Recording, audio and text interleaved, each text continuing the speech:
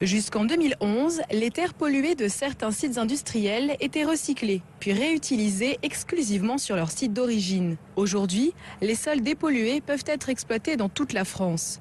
Reste à mettre en place une nouvelle filière de valorisation, c'est l'ambition du projet Valtex, auquel participe Jean-Yves Richard, responsable R&D chez Cita Remédiation, spécialiste de la valorisation des déchets en France. L'objectif du projet Valtex, c'est de produire des matériaux valorisables pour les techniques routières, par exemple pour réutiliser des matériaux en sous-couche routière ou pour réaliser des merlons phoniques, etc. Il sera possible de valoriser entre 50 et 80% des sols qui sont aujourd'hui amenés sur des plateformes de traitement. Pour une étude à grande échelle, 2 sites de valorisation proches de zones industrielles traiteront plusieurs milliers de tonnes de terres polluées, principalement par des hydrocarbures. 2 types de traitements seront mis en œuvre. Des techniques de tri, on va séparer les graviers, les galets d'un côté, les fractions grossières, des fractions fines.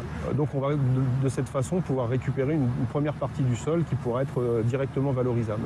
Puis la deuxième grande famille de traitements qui est de loin la plus utilisée, ce sont les traitements biologiques, puisqu'en fait naturellement dans les sols, on a des bactéries, des micro-organismes qui sont capables de dégrader les polluants, et notamment les hydrocarbures. Les matériaux traités auront les mêmes propriétés physiques que les matériaux nobles. La réutilisation de terres excavées permettra de gagner de 20 à 50% du prix de traitement. Selon Nicolas Bécard, directeur délégué de Cita FD, porteur du projet. C'est un intérêt économique puisqu'on va limiter le prélèvement sur les ressources naturelles et limiter les transports et tout l'impact carbone de ces matériaux qui sont évidemment très pondéreux et difficiles à transporter. Ce programme, d'une durée de 4 ans, vise le marché français.